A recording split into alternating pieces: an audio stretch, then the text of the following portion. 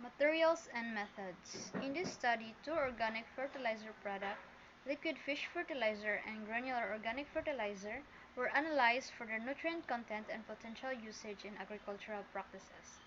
Both products have higher levels of nitrogen compared to phosphorus and potassium. Protein, lipid, and metabolite extraction was performed on equal amounts of liquid fish fertilizer and granular organic fertilizer. The protein content was measured using a fluorometer, while in gel protein digestion was carried out using trypsin enzyme. Lipid and metabolite analysis were done separately using different columns and mobile phases on a LC system.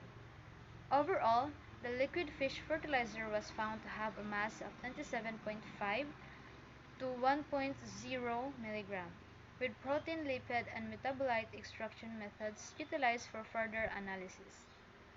The granular organic fertilizer, on the other hand, may be suitable for pre-plant application and or side dressing during crop production, especially when used in organic fertigation system through drip irrigation. Lipids and metabolite compounds were analyzed using mass spectrometers in positive mode. Proteins were analyzed using another mass spectrometer with coalitionally activated dissociation.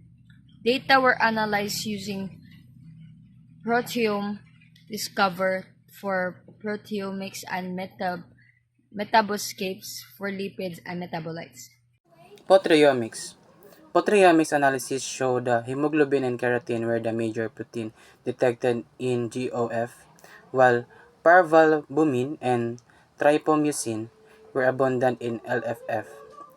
The degradation of protein in the soil can be influenced by factors such as amyloid fibril formulation, glycosylation accessibility to soil microbes, and complex structure formulation with the soil organic compounds. For example, hemoglobin can form protein polyphenol complexes and tannins, limiting nitrogen mineralization.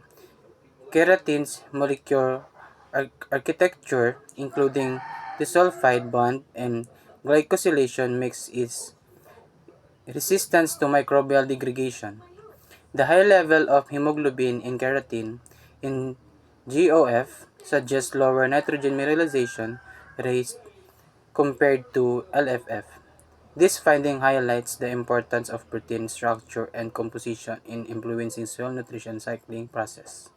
Lipidomics analysis showed that phosphatidylcholine (PC) and diglyceride (DHG) lipids were prominent in organic fertilizers, with different distribution in granular organic fertilizer (GOF) and liquid fermented fertilizers (LFF). The majority of DHGs in both fertilizers contained highly polyunsaturated fatty acids, making them more susceptible to microbial degradation.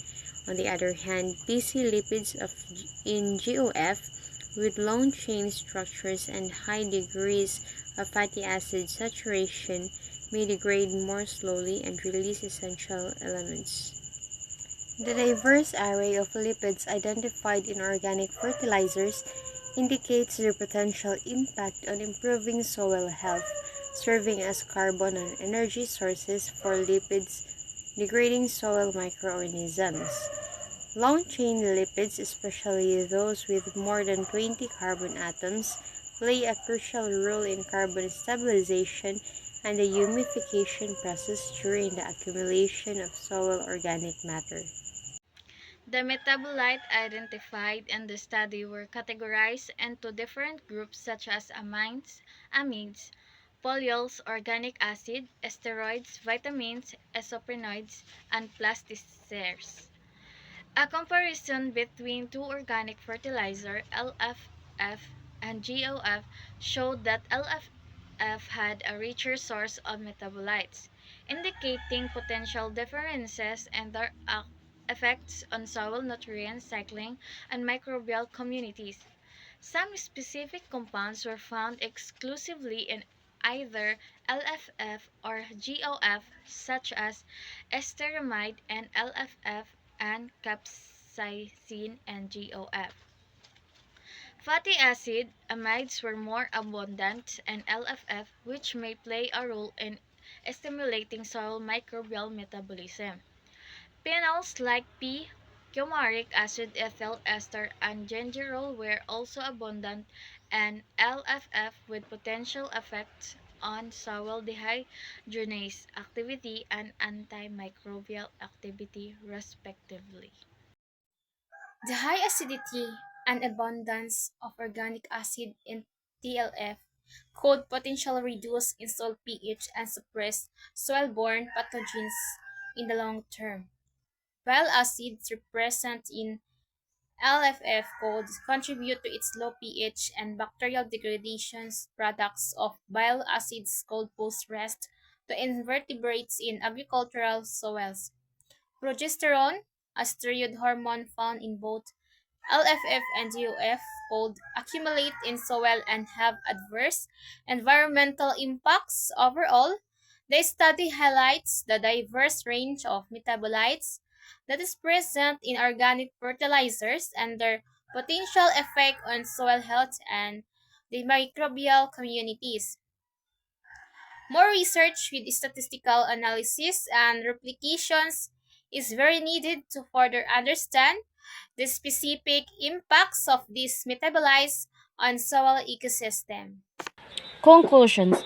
Our qualitative analysis is the first study attempting to elucidate the biochemical composition of organic fertilizers, explore its linkage to nutrients availability of organic fertilizers, and envision its impact on soil quality and health. The dominance of complex proteins and long-chain saturated fatty acids contained in GOF suggests that GOF might decompose and release nutrients at a slower rate in the soil relative to LFF. A diverse variety and abundance of metabolites were identified in GOF and LFF, indicating potentially different impact of these organic fertilizers on soil microbial communities and nutrient availability. Future research can examine more organic fertilizer products derived from various nutrient sources and include quantitative analysis for in-depth comparisons.